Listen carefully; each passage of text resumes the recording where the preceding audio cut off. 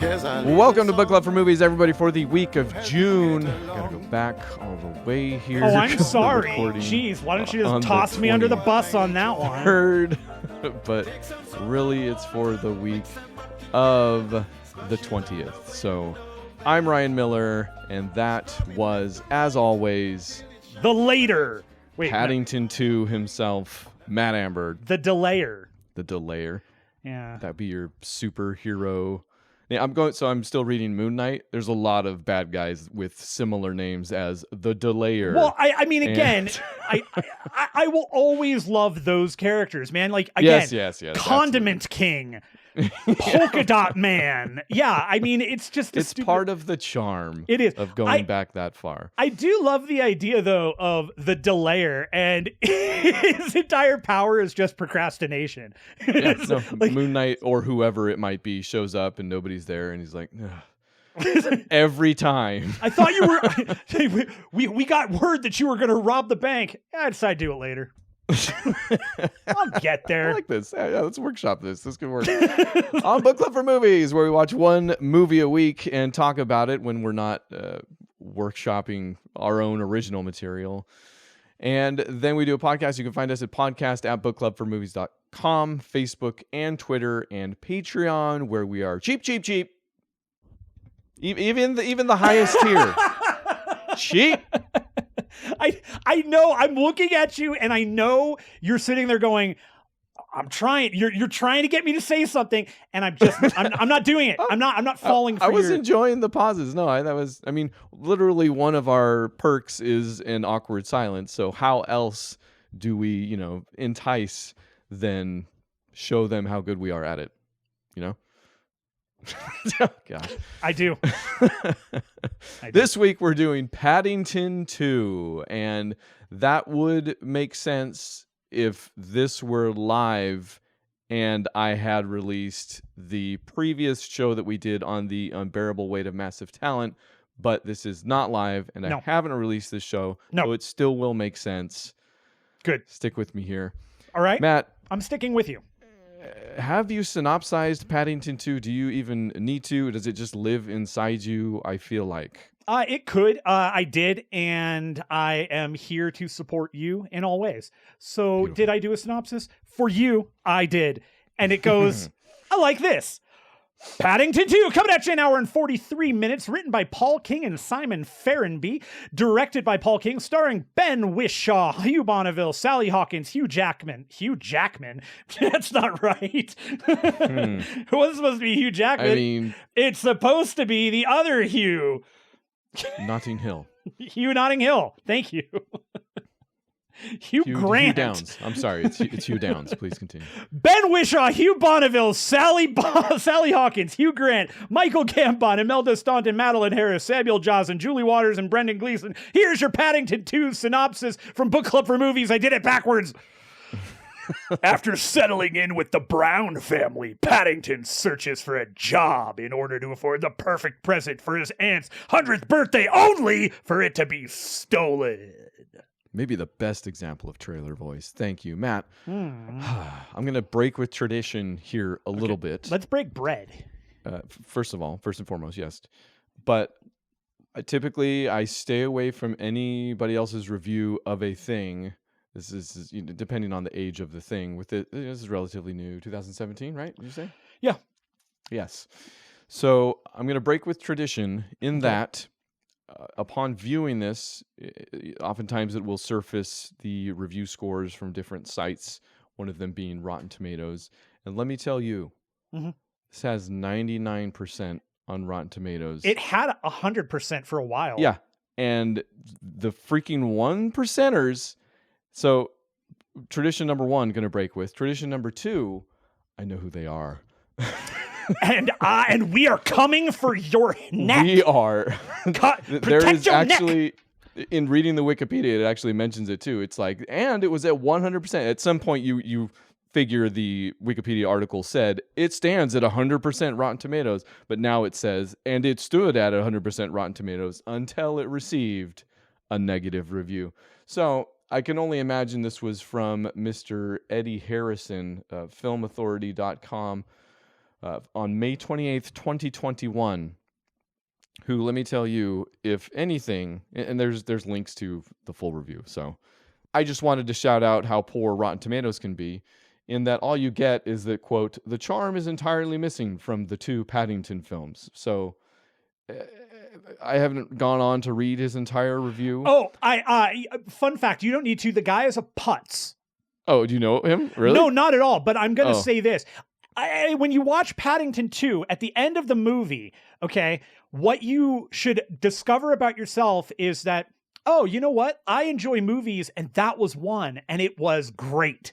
And every single person that watches the movie should end up going, I like that movie. And those who did not are either deviant pederasts, absolute complete morons, or they did not watch Paddington 2 and they were lied to, and they ended up watching a Serbian film or something of that nature.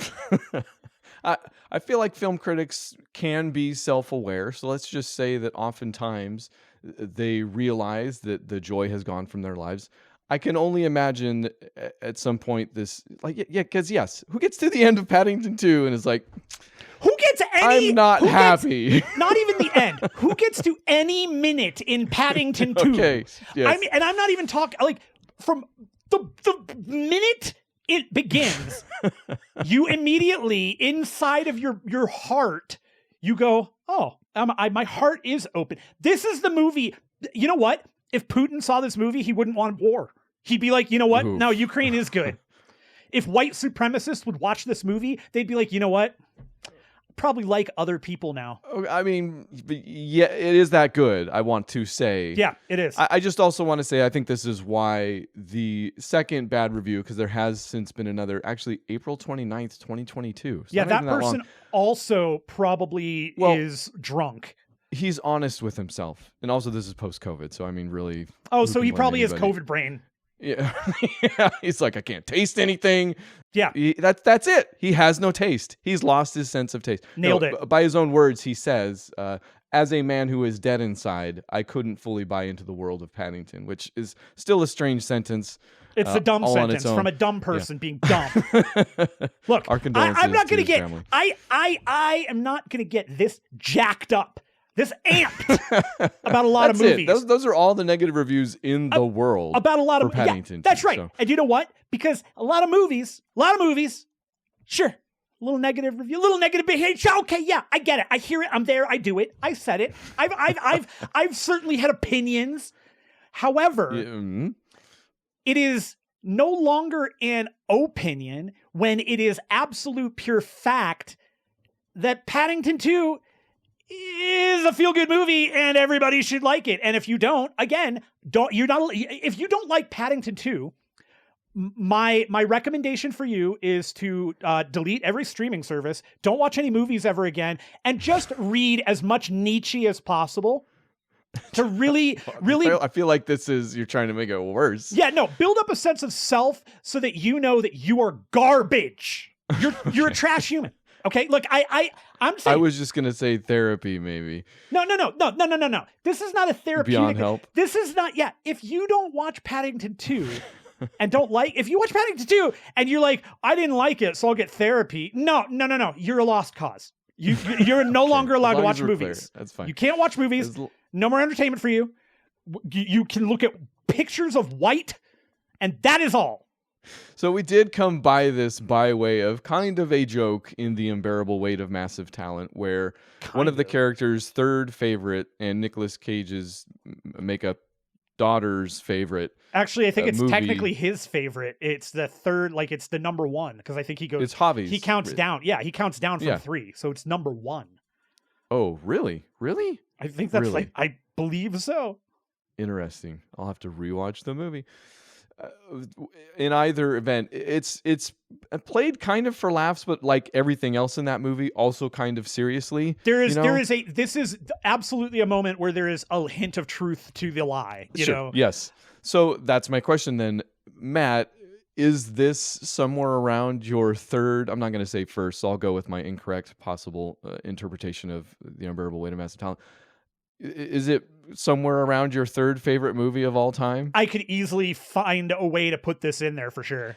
And that is actually my answer. I don't think it is. I can think of a lot more movies, but either yes, I could make it work, or if somebody told me that it was, I would have no argument. I'd be, oh, that's a legitimate choice. Not even a little bit. No question. So maybe we get into why. We've talked about the first film, I don't know how long ago. In fact, I almost wanted to re-listen to it because I don't remember a ton about the first film. I watched it for the show we did and obviously liked it, but don't remember any of my finer points. But I didn't get the chance to re-listen to that episode. So you've seen that movie more times than I have. I, funny enough, have seen Paddington 2 in bits and pieces because it's a movie that one of my kids picked up on. So I never quite sat down, and when it was playing, I kind of tried to zone out, so I wasn't just catching the bits and pieces. I like to sit down and watch something at least from beginning to end, even though I can't do that all in one sitting nowadays. That's an interesting way to watch movies, though. From start to finish, though? Yeah, it's crazy. I'm guessing you've had multiple viewings of this already. I've only seen it twice. Okay. Oh, okay. All right. This is So multiple viewings. So multiple viewings. You're not wrong. Cool. So maybe you start then. Why is this as good as we say it is, at least to you? Yeah. So I mean, really, what this comes down to is this is to me the epitome of a feel-good movie. It's I that has connotations to it because when you say that, it usually means it's very kiddie and it's children's movie. And yes, this is a family movie, zero question about it. But a family movie doesn't have to I feel like that's a misnomer of a genre nowadays. It feels reductive, right? It. Yeah, sure. I think that there are certainly that there were and there still are probably just a glut of family movies that are garbage. That's probably why, right? You run into a lot of with kids movies. It's the same thing, right? Like not everything's a Pixar. Not every Pixar is a Pixar anymore, kind of also. But you run into those movies that really do seem like Fart Joke the movie, which is, I mean, you'd think we would pot calling the kettle brown, but nice.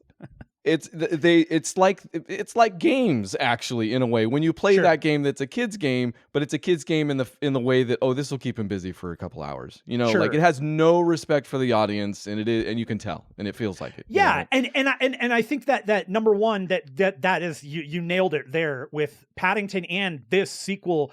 Respect for the audience is there. This is not nobody. Absolutely. This does not talk down to. It doesn't talk down to kids. It doesn't talk down in any way. It is everybody is kind of on some equal footing in that respect.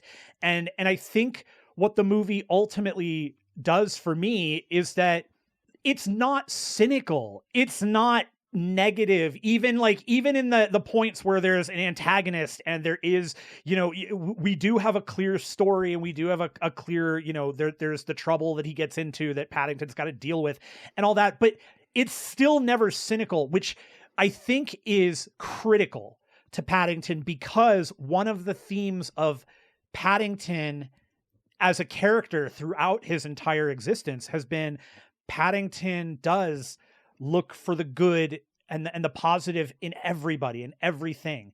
And that's what this movie is doing. And it does it in a very I think Paul King did some interesting directorial stuff here where Paddington 2 feels like a less auteur version of a Wes Anderson movie. I totally had the same thought, which any and I mean that in the best way. Yeah, no, but any movie that gets close to a Wes Anderson film cannot be as Wes Anderson.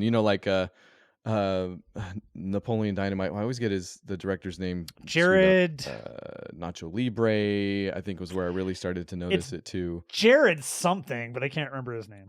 I think it's because Jared Hess. Jared Hess, that's it.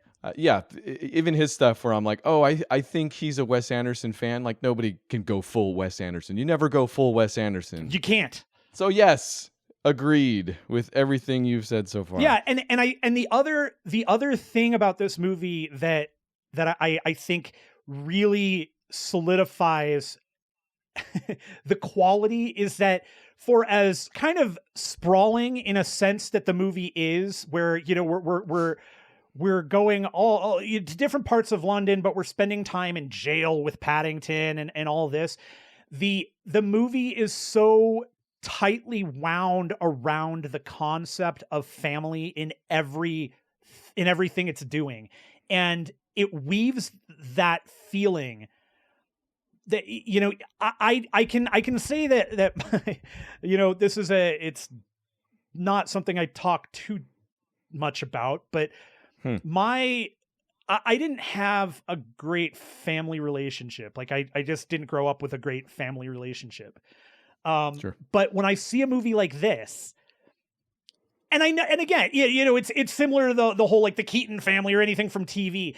It is an idealized version of something, but there are always little bits here and there where that Family Ties is the Keaton family. Yeah, I knew it. I was waiting for the moment to mention that you went all the way back to Family Ties for that example, and I love it. It was the first family I could think of, and I don't know. I love it.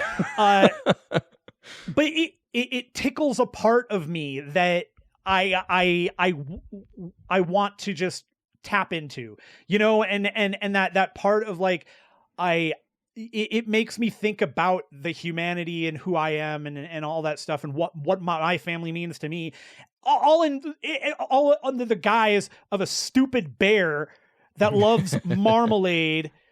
By the way, want to say Brendan Gleeson maybe steals this movie in every scene he's in.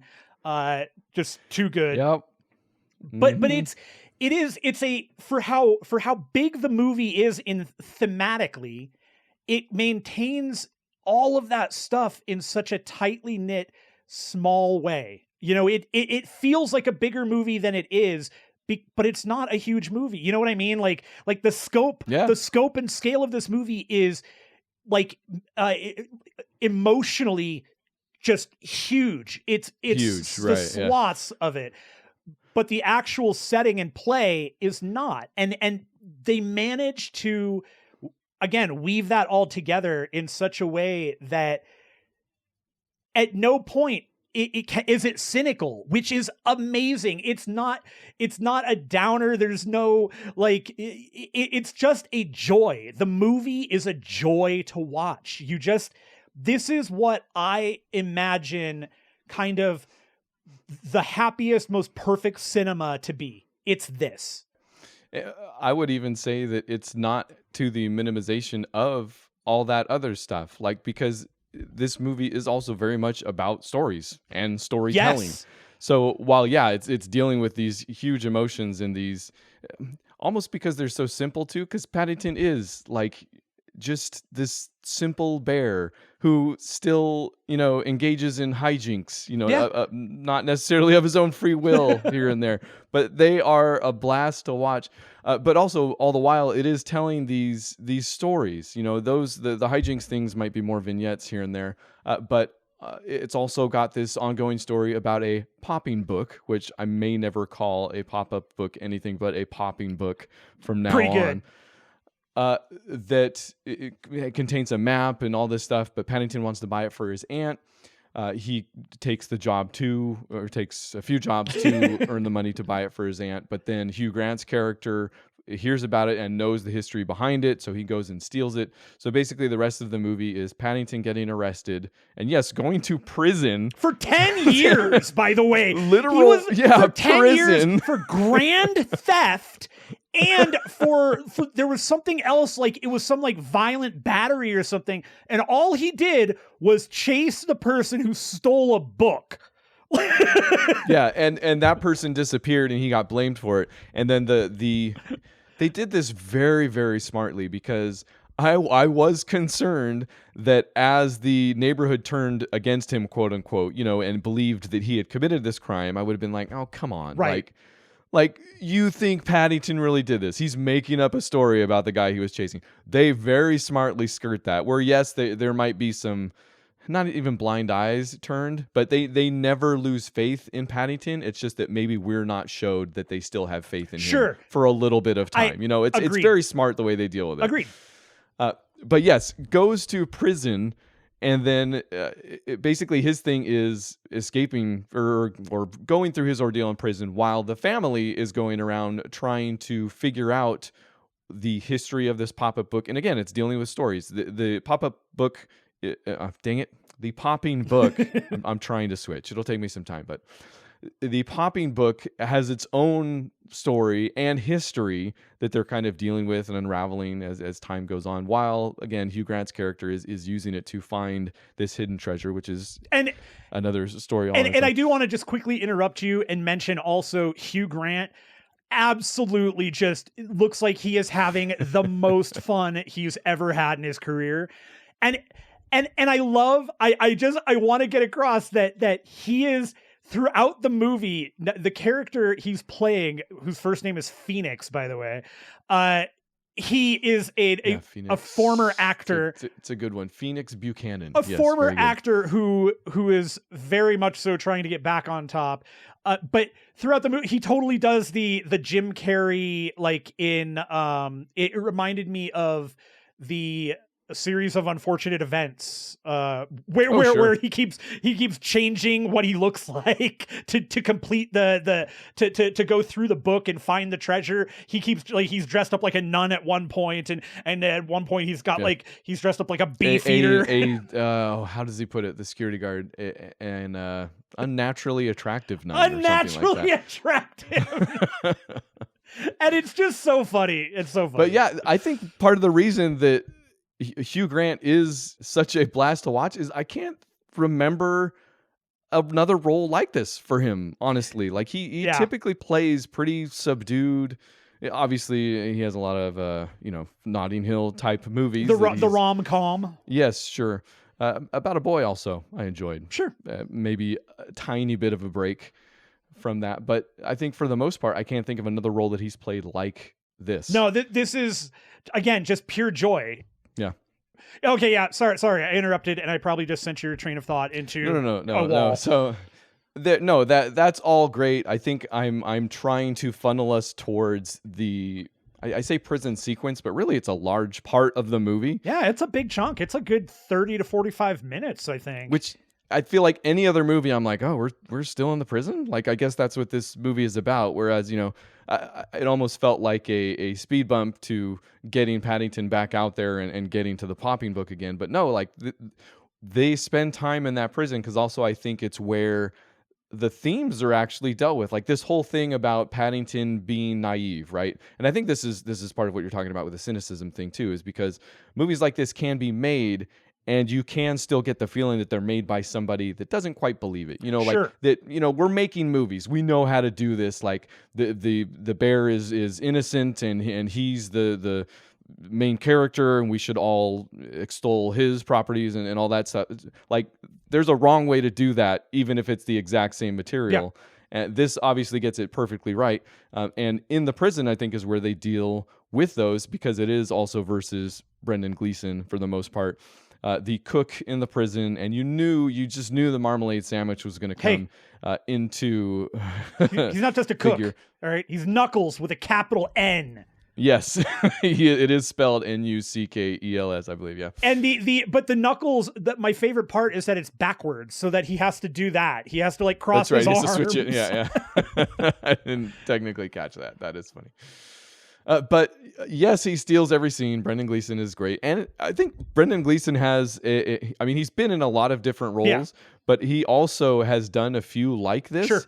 One of the other movies that my son super duper loves is the Smurf bunch of movies. Yeah. And he plays, Neil Patrick Harris's dad that gets turned into a goose at one point.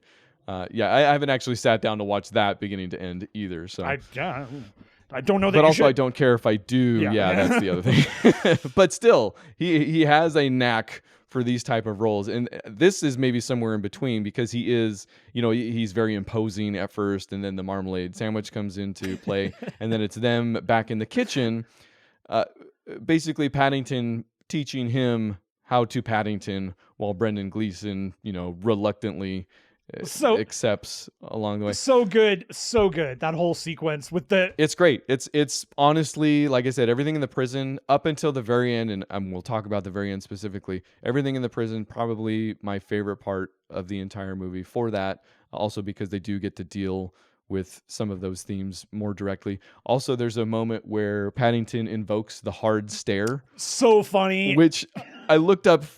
It is from the books, and I'm like, oh man, this must have been like an absolute Marvel moment for the fans, right? Like he did the stare, but it's fantastic in the movie all on its own still. Yeah. So before I get to the end of the prison sequence, was there anything else? I feel like I'm blowing by quite a few things. No. I think that honestly, when it comes to, this is a movie that I just don't want to go over it like maybe we normally do in that way, because it is such a joy to watch. Just watch it. Like, just watch this. Well, definitely. I mean, we'll tell you all the good stuff here, but sequence wise, like, we'll spoil it, but this is an unspoilable film. It is, especially since it's so visual. Like everything. Like there's another moment in the prison part of the movie where the Brown family goes to visit. And Paddington at this point has made friends with all of the inmates. So they're sitting there in that booth, where they're communicating back and forth. And Paddington's like, oh, here's some of my friends. And as he introduces them, they fill the frame in just an amazing, like storybook way is the only way I can think to explain it. It's when the dude pops up at the top from the side. Yep.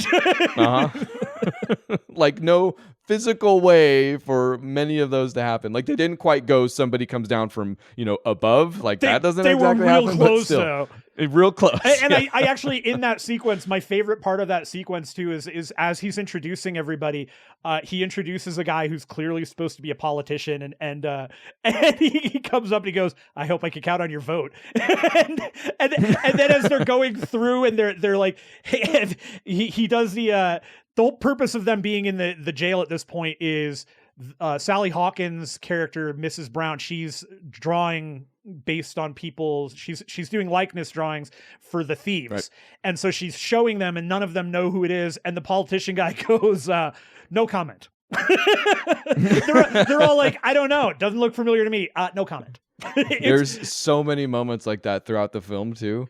In fact, just speaking comedy wise, from a written screen comedy standpoint, there's a joke on every page. There's a smile on every page. Yep. It's super well written. Yeah, absolutely agreed. And going into that, I do want to touch on the Wes Anderson thing and why that comes up. I mean, so I won't go as far as to say it's a color thing in terms of, Wes Anderson's colors pop like crazy. He's got a real specific palette. This has a good palette, but Sure. This is very much so. It's the visual styling in how Wes Anderson makes things work in his world, as opposed to the design of it. So if that makes sense, Wes Anderson's got unique design, and then he also has this way of making things go. Like it's just the way the world moves around things. And I think what we got with Paddington 2 is Paul King doing something kind of similar, where the moment that really popped in my head, where it really solidified it, and it was throughout all this movie, is coming kind of floating in and out of my head. But there's this moment where it is in the prison, and it's when the lunch is starting to be made and everybody's starting to cook, and Paddington walks into this room, and this happens a few times to similar things, where Paddington is in a room or in an area and nothing is around him, and then things start showing up to signify passage of time and all that. And it's just glorious. Like that whole cooking sequence is so cool and so much fun. And there's absolutely the tiny bit of maybe Ratatouille in there, but from the view, man, it's just such a lovely and joyful moment to hear Brendan Gleeson say, "I want those pedophores now." The movie moves through, honestly, multiple formats too with such ease. And I don't know if that's exactly what you're talking about, either in that scene or with the Wes Anderson thing. But even just within the first, in fact, heavily within the first 10 minutes, where it's kind of giving some of the backstory and whatnot. It moves through multiple mediums, formats. It's using some old film reels, some old film footage. In fact, I'm pretty sure there's like a 1970s movie with Hugh Bonneville that they cut to for a second, and he's drinking tea on a train or something like that. Yeah. I know what you're talking about. Like, they don't say it, like it's in the service of just telling a story. They don't say that that's purposefully him, but I'm pretty sure that's old movie footage. That's awesome if that's true. Yeah, that'd be great. I'd like to know that. That's fun. But then straight to the pop-up book, where that comes to life in a way, you know, and does exist also in the actual film space. To also the CGI, like, we haven't even talked about it because it feels like it's not even worth mentioning because it's not a thing that you think about when you're viewing it, but Paddington isn't real. Right. Like, he is a CGI creation in this film. And again, it's top tier, just like it was in the first movie. In fact, I looked up what the company was behind just to shout them out. It's Frame Store is the name of the special effects crew or firm. So you know how when you see something for kind of a first time in a movie from an effect perspective, you're like, that's just cool. You know, you maybe not get super excited about, but you go, that's cool. I remember one of the big ones for me, like, and it sticks in my head. It is there. I will never forget how blown away I was seeing Monsters, Inc. and seeing Sully's hair, the way his hair moved was unreal. Yeah. It was throughout the whole movie. It's perfect and smooth, but it looked right, you know? Especially with those early Pixars, you want to have some fun, like literally go back. Like if it's been a while since you've seen the first Toy Story, go check that out. Like, that is the quintessential, looks very different in your head from when you were a kid than it does actually. Right. You know, especially since you see Toy Story 4 and you're like, oh yeah, this is what the first one looked like. They've all just looked like this. They do not. But yeah, watching the original Pixars in order, like look at Toy Story, then Bug's Life, and kind of noticing the progression that goes along with some of those is it's fun. not, and I mean, that was the thing with Monsters, Inc. I remember they were real proud of the hair, and it was such a thing, you know, and I remember it, and Paddington has a moment that I will probably remember. Paddington 2 has a moment that I'll probably remember in a similar way, where I don't know that I've seen something look that good for what they were doing. And it's that moment when Paddington is having to be a barber, and he's got the electric razor, and he is like vibrating all over the room. It's such a good sequence. Funny, it's adorable, but it looked great. Like, it looked great. And it was so funny. I lose all track of what's CGI and what isn't. Like, they must be playing so darn smartly with that, because normally I would say, okay, the space, the barbershop is not CGI, right? But then there are also instances where why wouldn't it be? You know, like where other movies would be like, okay, well, the only character in this is CGI, so let's just make the whole thing CGI, you know, or however that goes. You know, and there are some sequences like that. Like, I'm thinking, again, who knows, that the sequence where his aunt rescues him, like from the bridge, like his uncle and aunt are eating on a bridge, and Paddington comes swimming, or not swimming, like he's coming down a river, drowning by, and she hangs down to pick him up. I'm guessing that whole thing is CGI, but again, nope, those were real bears. They actually got a real bear to sit on a bridge, the river CGI, to wear a hat, and the bear was actually eating the marmalade sandwich. Yeah, the river wasn't there, but the bear was real. You know what? I'm totally fine believing that. I'm gonna go with it. Cool. We were headed towards the end of that prison sequence is the prison escape montage for all intents and purposes. And it opens up on a literal dollhouse, I want to say. In fact, I need to go back and rewatch it. I should have rewound it in the moment, because I don't know how the transition even works, like when I say it out loud now, but it like transitions to this dollhouse, this prison, this establishing shot of the prison, that then the wall opens up like a dollhouse, and we just see all the cells, you know, like again, like kind of like a Wes Anderson movie. If you think about Steve Zissou, where they're kind of going through the boat on some of that stuff. Those are it's he's done that. Fallout Shelter, the movie. There you go. Yes. But then it goes into that extended prison escape sequence, which I think is literally just one of the all-time greats from cinema. You know, like, it's so much fun, dude. It's so good. Another one of those great things. But again, just the way it's communicated and its clockwork execution, it's perfect cinema. It is. It's great. Like, much of our critique of this movie will end in the defeated. It's just perfect. This is perfect. I also Hugh Bonneville is absolutely solid. He's good to watch. But boy, oh boy, does my heart belong to Sally Hawkins. She is just sure.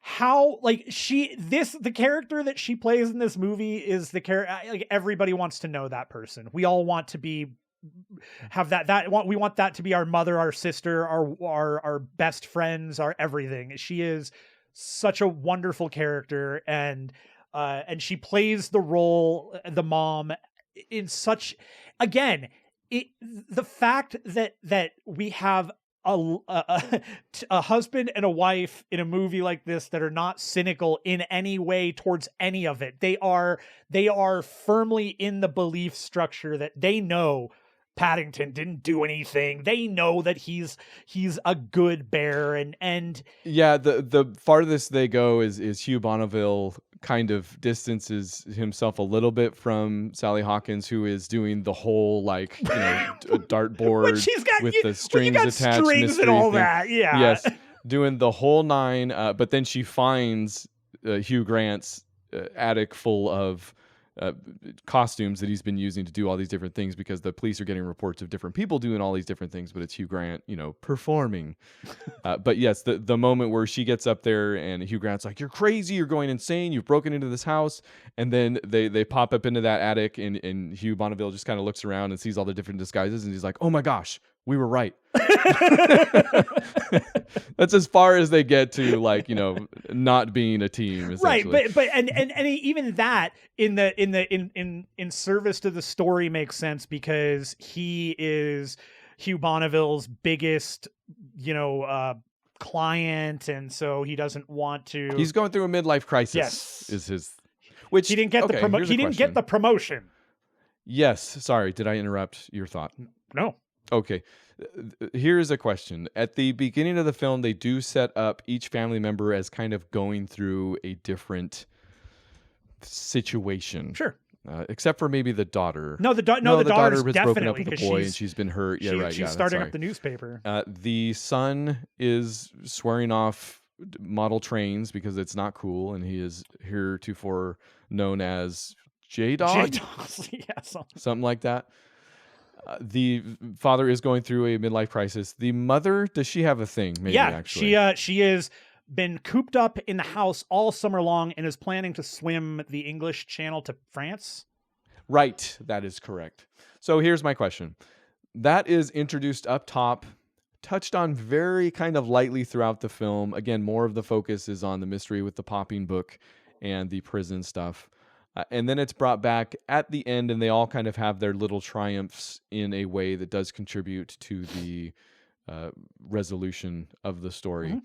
Did you feel slighted by, like, the kind of character stuff not getting a ton of treatment? I think I know the answer, but did that? No, and here's why. Because I think for all of the characters and the things that they're going through, all of it is addressed. Everything is addressed. The daughter uses her newfound love of journalism to help prep and set up the ultimate fall for Hugh Grant. The brother, who doesn't want to be involved because everything is kind of uncool now, kind of just is involved. You know, he didn't really have anything other than I want to be cool. So he kind of does that. Bonneville, he doesn't get the promotion, but in the sense he does succeed in getting past all the things that he's talking about throughout the movie, where he's kind of like, he drops these little bits here and there about, what am I doing? I don't even know why I'm here. I don't know. You know, I couldn't do anything. I used to be young and have tried. Now I'm old and fat and this and that. And he ends up getting some of his mojo back by helping Paddington in the end. And of course, Sally Hawkins was bored all summer long. She certainly is not now, because she has been out doing all this investigation. Right. So in the sense that yeah, we don't get it explicit, but they're not. That's like I think that almost the point is that is given by Hugh Bonneville at the end, right? Where he's Peter Capaldi is one of the neighbors and he's a cop and he doesn't like Paddington for, because he's Peter Capaldi. But he's racist. one of the he's kind of a racist, really. Kind of. One of the things Bonneville says is, if any of these people in this neighborhood, the neighborhood is better since Paddington arrived. Everybody has been happier since Paddington arrived. And if anything happened to any of those people, Paddington would do anything he could to help them. Right. And I think that there kind of solidifies why at the end of the movie, why none of their stories like matter, almost, because when you go and look at all of their stories and what they're doing, it's all kind of petty in comparison to the one thing that matters, which is family, love, all that stuff. That's pretty good, man. That's like your best. In fact, maybe it's not like headcanon. Maybe that exists on the screen, and that's why it's so good. And I've missed it again. You did it. Woohoo! It's an excellent movie. It might not be my number 3 or 1 movie of all time, depending on how you read The Unbearable Weight of Massive Talent. But I think that's my fault. I will take the blame for that. It's definitely my fault. Yep. 593 stars. Unfortunately, this one cannot be scored because there is no such thing as perfect. So it is too good. Fair. Yeah. I think that fits into the scale that definitely exists and is useful. Matt. Yeah. Oh boy. We had several movies now that I pitched, and I actually did find another. Do you know what we're doing next week? I feel like you have a kind of a dark horse that, depending on what we talk about for the rest of the show, because I know you watched The Doctor Strange, so I have watched Doctor Strange. We've landed on show or no show with that movie in particular, but we also talked about A Simple Plan. Yeah, see, I'd much rather, I would, so I kind of, we got time today. We can talk about Doctor Strange today. I would love to do a show on A Simple Plan. I have not seen that in forever, and it is just something I love. So yeah, let's do that. All right, so come back next week for A Simple Plan. I think I will have more than one Raimi to talk about because I feel like this is all that kind of came about from watching Doctor Strange and wanting to go back. Hit me with whatever Raimis you watched. I'll watch those. I want to watch Darkman more than anything because I remember very little, and it's kind of. I watch Darkman on a semi-regular basis. Yeah, but I don't know. So I will definitely have more. I'll make it a Raimi week just because I can. Sure. So then we will right now talk about Doctor Strange in the Multiverse of Madness. That's right. The Multiverse of Madness. So you watched this last night. I didn't know it was actually out for streaming. Yes. Going to watch it again also, but I've just have the one theater viewing under my belt so far. So yeah. What'd you think? Oh boy. What did I think? So let's harken back briefly to Doctor Strange the First. You and I differ on our opinion on that movie. I like that a lot more than you do. I know that I was a big fan of it, and you were not as big a fan. I know that. I mean, you don't dislike it. I might even like it a lot. I feel like our sticking point was Benedict Cumberbatch, and I think his American accent's pretty bad. Oh yes, I feel like that was our number one. You don't like that, and I don't care. And also, the fluorescent light of Rachel McAdams is. Yeah, I'm typically not a fan, but also don't remember having an issue with her so much in that movie. Really. I feel like I think she gets shafted in that movie, if I remember correctly. She does. She absolutely, she's not used well. Well, she's not used enough, but I enjoy that movie a lot. I really, really liked it. I liked how they set that up. I liked how they set up all the magic in the Marvel universe. I loved Benedict Cumberbatch and the way that they did this stuff. I loved it. Huge fan. The ending is pretty great. Tilda Swinton's pretty great. Like there's love it. Mads Mikkelsen. If I was dislike great, anything that again I can't remember. I like far more than I dislike. and let's be real, this was our introduction to Wong, and that was an important part of the MCU. He's great too. Basically, Wong is the MCU, and the MCU is Wong, and that's all that matters. Yeah. So that all being said, the hyperbole behind this is the best Marvel movie in the world has happened to every Marvel movie since they've come out in some way or the other. I'm not talking about from me. I'm just talking in general. You know, I was going to say like, sometimes not from us either. Yeah. Yeah.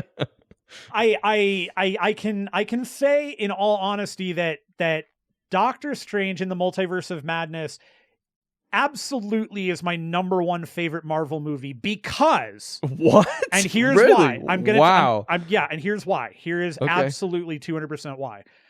Out of every one of the Marvel movies that have come out, which I have liked all of them on varying levels, but I've enjoyed every Marvel movie. The reason this one hits for me is kind of the same reason I like that first Doctor Strange movie, why I like the first Thor movie as much as I do. And it does have kind of everything to do with the story they're telling, not the overall MCU, but the story they're telling and how it's being told.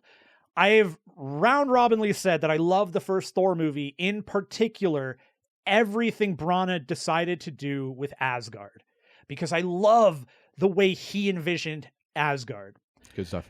Scott Derrickson, I love the way he envisioned a whole bunch of the stuff for Doctor Strange. I love, absolutely, still one of my favorite little stupid things in the MCU is the way they do the magic, and it's the look of it, the like sparkly that it's falling and that it's that.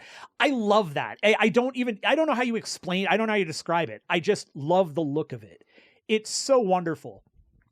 And Scott Derrickson introduces all of these things for Doctor Strange. I mean, he was the guy, he brought Doctor Strange to the big screen. He is the architect for what we're seeing to a degree.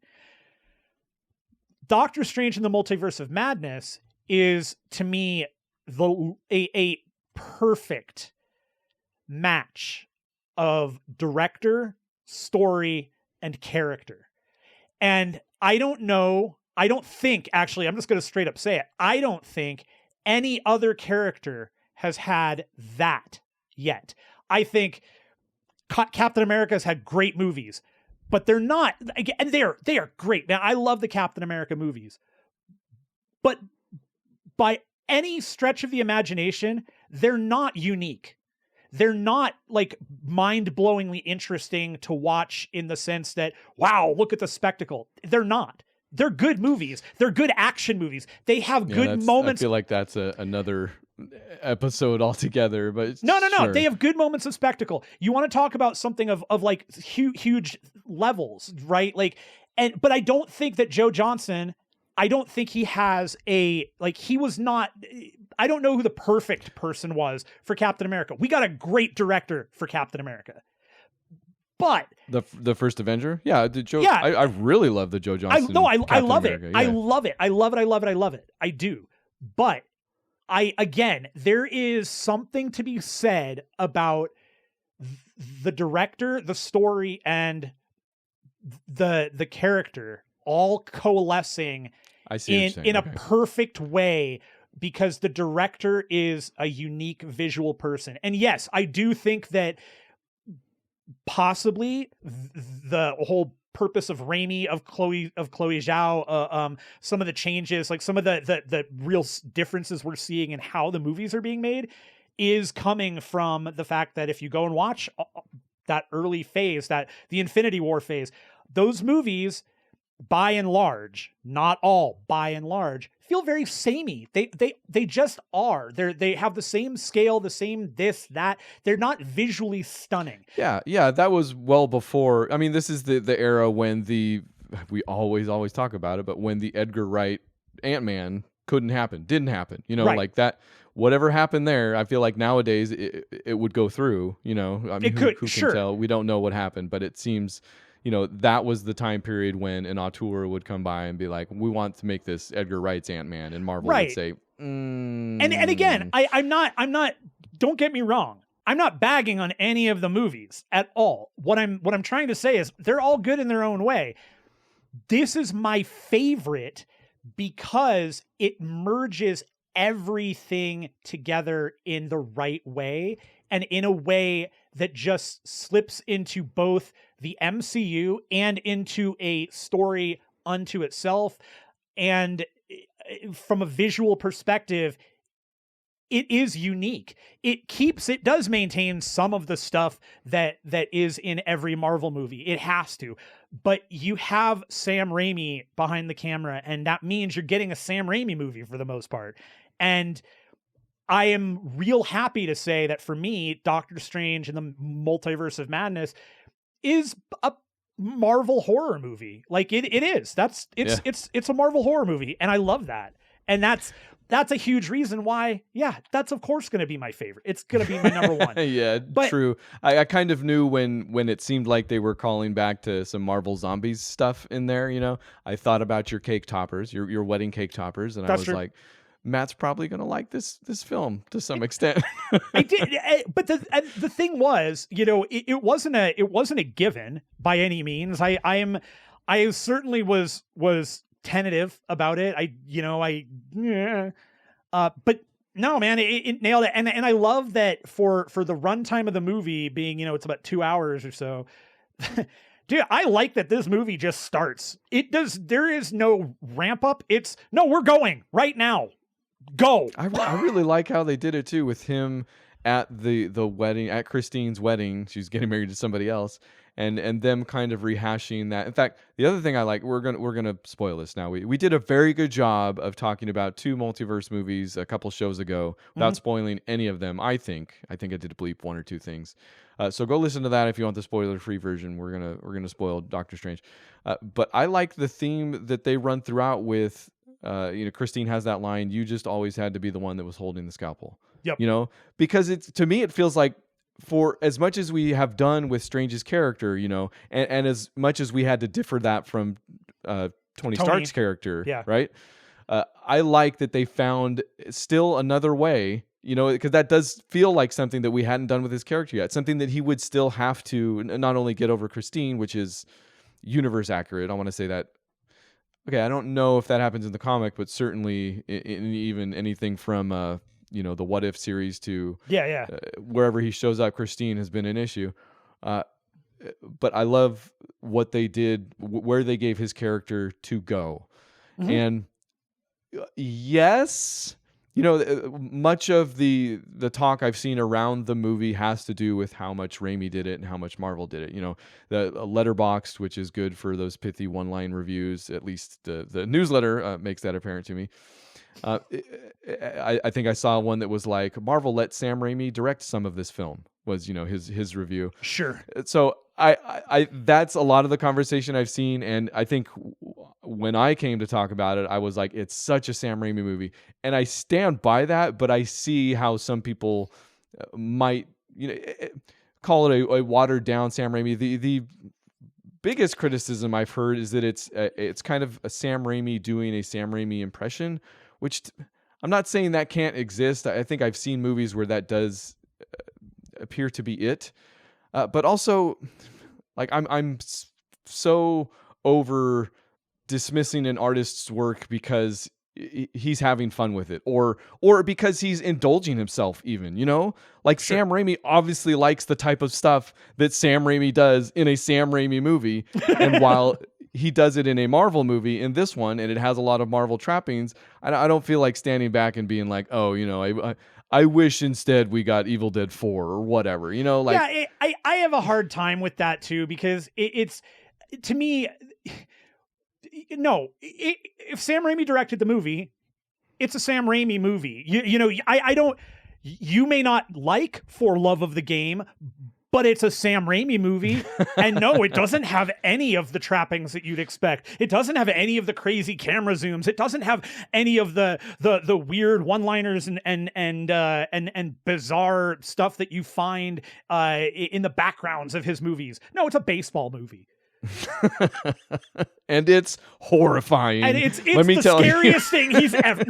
But like, man, I will reject the argument that, oh, Marvel you know what? This movie drips with Sam Raimi all the way through it. I think that's it. Yeah, that's a good way to put it. Not every movie that he directs has to be Evil Dead. not. It's you don't. He doesn't have to do it. And in fact, when we watch A Simple Plan, you know what you're going to not see? A whole mess of these trappings. They're not there. And I like that though. I'm saying there's room for both. Like, yes, Sam Raimi go out and do something new, but also you want to play your greatest hits in a Marvel movie. No, and I agree with you. And I'll show up, dude. What I'm saying is, I automatically dismiss that it's Sam Raimi light. It's this. No, dude, it's not. It's Sam Raimi playing with toys. There you go. Another good one. Yeah. Those toys happen to have rules that he does not get to break. Because he does not own the toy. If he wants, and that's fine. I mean, we've seen great. Marvel navigate this area for even with the Taika movies, even with the Branagh movies. And what I'm saying is instead of looking at this like, well, Sam Raimi didn't get to make this as Sam Raimi as it should have been. Number one, you have no idea about that. You don't know how Sam Raimi this could have been. But sure. But the other thing is, it doesn't have to be that. He's putting his flavor on this. And if you don't feel his flavor in this movie, that's because you are arbitrarily choosing to ignore it. You are absolutely going out of your way to say, this is not Sam Raimi enough for me. And that means, to me, you're saying Sam Raimi is like 3 movies. You're ignoring the entire filmography that does not maintain every little tiny thing in The Quick and the Dead and Evil Dead. I'm sorry. Yes. They're there though, man. The zooms. I feel like we're eating into next week's episode. The zooms, the back and forth, the dialogue, the gore, the way it's filmed in general. It's all Sam. It all feels like Sam Raimi to me. Did you see honestly, I don't know how I didn't, but at the beginning where one of the Stranges from a different multiverse dies, America brings him with her, and to prove what's been going on, and they're like, oh, okay, and they bury him in a little thing. I don't know how I didn't see, because at the end he's like, what do they call it, where he's dream walking with the Darkhold? Is that that's it? Okay, dream walking. Dream walking? I feel like it was dark walking. I don't know. Anyway. It's either that or sleepwalking. It's either that or sleepwalking. Yeah. Okay. It can't be that. Do we ever see a Sleepwalker movie? I don't think. I mean, let's not. Okay. So I don't know how I didn't see that he was like, well, who said the other Strange has to be alive? And like, I nearly lost it at that point. That was a jaw dropper right there. Did you see that coming? I did not. I didn't even. Okay, excellent. I never even considered it. Like, it was such a perfect, it really was a great, like, I don't know if you can call the corpse a Chekhov's gun, but it kind of is. You know what I mean? Like, you know how it kind of fits that? Sure. Yeah, no, it was in a box. And oh, man. Yeah, that was a great moment. What was the other one? Oh, the other I keep hearing about are, of course, the Illuminati cameos and stuff like that. Sure. Like, at the moment, yeah, I was a jaw dropper. I loved it. I was over the moon about it. I've seen some criticism since that it's kind of doesn't go anywhere, or is fan service, is without substance. And I guess I can see the criticism, but it kind of didn't lessen it for me, really. Even I also disagree with it. Like, I didn't need an entire movie of that. I thought, I got the point of what they were doing with it. But the whole that like, I can't even understand. Like, okay, sure, I guess they could have gone a different route where he went to a different universe, tried to get the book, and the Book of Ashanti, which is the opposite of the Darkhold. Yeah, I guess he could have gone to just a different universe, and they could have just written it where he went and found it super easy, or, he had to fight a Balrog, or he had to do this or that. No, this is what they chose. They had a Doctor Strange create this Illuminati to make sure that he and the Darkhold and the Book of Ashanti were not screwed with again. It's logical in the sense of every single thing we're told, including the whole thing about Christine and you've got to be the one holding the scalpel. This is a moment where he has to rectify that his own self recognized he couldn't handle it and needed other people to control him. It makes absolute sense in the scope of the movie, and I don't care what anybody says. What that means for the MCU is all of those characters can be brought back. And that's awesome. Yeah, I mean, yeah, definitely. I guess, yeah, the criticism I pull from that scene is maybe at the beginning where Reed is so self-sure, like Wanda's on the way. He's like, "Don't worry, we got it. We can take care of that." And he's wrong about everything, and everybody Which dies. is Reed. And That's all, like, always Reed. But that's Reed. That's the thing too. Yeah, I'm like, but that seems no, to still fit. Like, so I Reed, don't know. I guess the fact that Reed is legitimately 200% the reason Black Bolt is killed is that's Reed to a T. He is the idiot. Okay. Maybe this is how I know the criticism is really garbage, is because there were people out there complaining that Black Bolt got the shrift, which he did. I mean, he did, but it was the Black Bolt from the Netflix TV show, which I haven't heard anybody say was not worth getting shafted in some way. So no, he was good though. He's fine. Like Anson Mount, we like Anson Mount. Just the show is garbage, but yeah, like that whole sequence was awesome. I loved it. I loved the fan cast. The John Krasinski fan cast, awesome, works. I really hope they go with it because it works. It works. And freaking Haley Atwell, come on. You're going to find a way. Freaking Haley Atwell looked amazing as live action Captain Carter. And so into it. Amazing. Love that she gets cut in half by her own shield. Yeah. I said that the first time we talked about this, goriest Marvel film, right? Oh, yeah, for sure. Okay. All right. Yeah. You said you had some criticism, actually. You did say you had some nitpicks. There are some nitpicks I have. I guess, some of the biggest nitpicks I have are... they are a little bit around the story and some of the choices that are made and some of the things that just don't. I legitimately kind of, I'm gonna say I think it's another one that just it nails the ending, but it doesn't nail the final fight ending, and it's because I really hate that this entire movie is America going from dimension to dimension, universe to universe, finding stranges, trying to run away from these creatures, and the whole thing is her entire thrust is, I don't know how to make it work. It just happens when I'm scared. And literally the ending is her going, is Doctor Strange now in the corpse Strange saying, you need to open up the universe. You need to portal. I don't know how. Yes, you do. You've always known. Okay. And then she can. Okay. So the thing that does save that for me is that he says that you do know, because every time you have opened a portal, you've sent us exactly where we needed to go. That one line kind of saves it for me, because yes, I do get what you're saying, that it's all, you just needed to believe in yourself. It's in you the whole time. Literally, dude. I'm sorry. I see where you're coming from. This screams Scott Pilgrim. Scott has discovered the power of love, and then he gets an extra life. It's like it's one step away from that.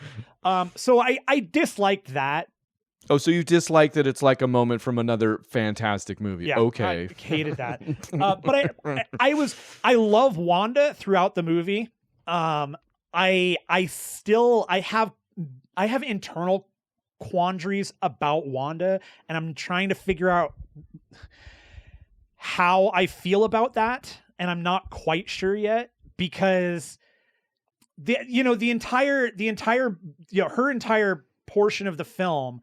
And she is the antagonist, which I didn't know, by the way. I thought I thought going into this, I thought she was going to become an antagonist that was then going to also become a protagonist at the end and have a thing.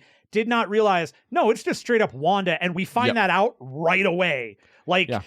I think we're 20 minutes into the movie and we're told Wanda is the bad guy. I'm okay. Yeah, it's that moment from the trailer where he goes to get her help and she mentions America by name, and then she's like, you didn't tell me her name. It's like one of those moments, and he's like, no, I didn't. So yeah, then he figures it out. I was kind of surprised. yes, I get, and I think I agree with the criticism that it really does undo quite a bit of WandaVision. Like she had already made that trip, but no, still evil. It was kind of like the ending of WandaVision is a little muted. And I mean, but even that's like, because the end of WandaVision, she does go back, and we do the final thing we see is her in a cabin reading the Darkhold. Story-wise, they've put all the pieces into place. I'm just saying, character-wise, they've obviously backpedaled a little bit too. Sure. Well, and that's kind of where I'm coming from with my I'm not sure how I feel yet, and I think I need to watch it again, because the entire thrust for her is getting her kids back. But she doesn't have kids. She never had kids. She wasn't, in fact, if memory serves, they make it a very big point that I don't think she can have kids. That was part of the thing. So now in the movies or in the comics, though? In the movies, I think that maybe they've skipped over that, because I think in the comics she can't have kids. But again, I don't remember, because then she does, and I mean, yeah, no, that's. I think that's where I run into some issues too, especially with Wanda and especially with her powers. And the movie probably isn't perfect at working out that balance, because in the comics she's just about all powerful, man. Now that I've read House of M, like, what can't she do, essentially? Right. Well, and that's the thing. It's like, and in this, I think that one of my biggest disappointments in the movie may be the fact that her powers kind of seem all over the place.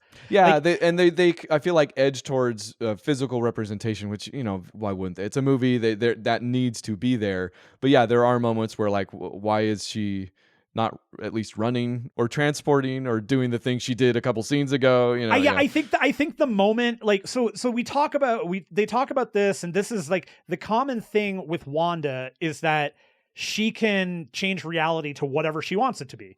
That's how Westview happens, right? That's how she kills the Illuminati. But she doesn't do that to anything else throughout, like, the rest of the movie. Yeah. Like, she literally just takes Black Bolt's mouth away, and that's what kills him, which also a whole different discussion. Why would that... but also, anyways, why wouldn't it just blow a hole out the front of his face instead although the dent in the brain, pretty, like, that was another jaw dropper right there. Like, I just don't know that but so all of that, so she can change reality, but then she's just not, and then she wants to change reality to have the kids, but now she just wants to go to a different multiverse to have the kids, except she is then going to kill herself in that multiverse to be the parent. And that comes up at one point also, where Strange is like, so what's going to happen to the other Wanda? And she's like, and I think it's like, so I mean, I get where they're going with it, and that she is a traumatized wife and parent. WandaVision does that to her. But on the same token, it's kind of that, like, she leaves WandaVision, she does get into the Darkhold, but I mean, I guess it's not an airtight script, man. It is not. Story-wise, I can connect the dots. I do see it, but it just feels so out of, like, it feels a little out of character. Like, it doesn't feel right for some reason that she is willing, even with the Darkhold taking her over, she's willing to kill herself just to have kids that she doesn't have here. Like, it's a very weird thing. And she's willing to kill their mother, but she's not going to be their mother. You know what I mean? Like, which is what she deals with. And that's ultimately how the whole thing ends. But the fact that it takes her getting to that point, and that nobody, like, she has to, I mean, okay, I'm talking this out, so I guess it does make sense. She's talking herself out of it. And it's a literal representation of her talking to herself, and her literal representation getting into a fight with, okay, so that makes sense. But it's just, I don't know, it's messy. It's messy. That's what I'm saying. It's not an airtight script, and I really do think WandaVision didn't do it any favors, because WandaVision, number one, is that treatment of that arc, of her having kids, not having kids, her guilt, her depression, and then ending with is still really a good guy. Here, she's pretty far gone. Like, I don't know how they bring her back so much. Well, I guess I do. They just don't make a movie with her for a little while, and then when they come back, they have a little less work to do, and everything's fine. Yeah, or she comes from a different dimension, different multiverse. Yeah, it feels like they could have done the thing where she's, possessed by the Scarlet Witch. Although I did like all the Scarlet Witch lore that they brought in with all that, and so yeah, yes, it's messy. It is. Yeah, and I mean, I actually, what's funny is so we watched two things last night. Actually, we finished Obi-Wan Kenobi and then watched this.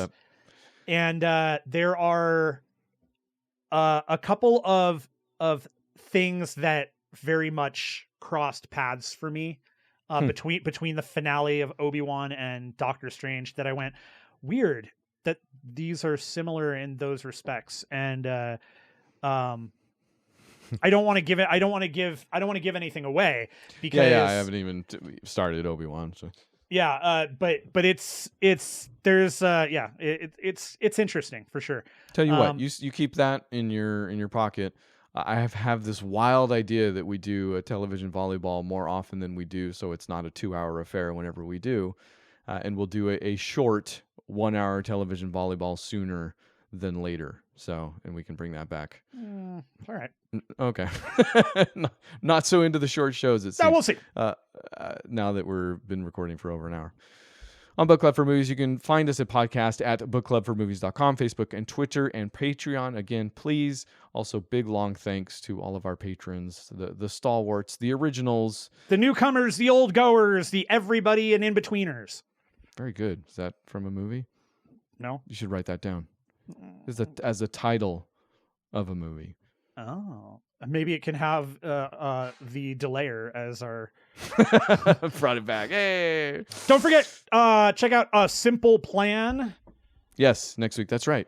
That's what we're doing next week. The Sam Raimi movie. In case there's more than one movie with that title, seems like there could be. Yeah, this is a good one. Billy Bob Thornton, Bridget Fonda, and of course Bill Paxton. Bill Paxton. It cannot be bad, honestly. It's an impossibility. It's not the thing. Yeah, you can find it on Hulu and Amazon for rent. Cool. It's also floating around, I think, streaming on like Cinemax or something. Sure. So. Makes sense. So come back for that, and we'll see you then. Or we'll see you sometime. That's confusing. Bye!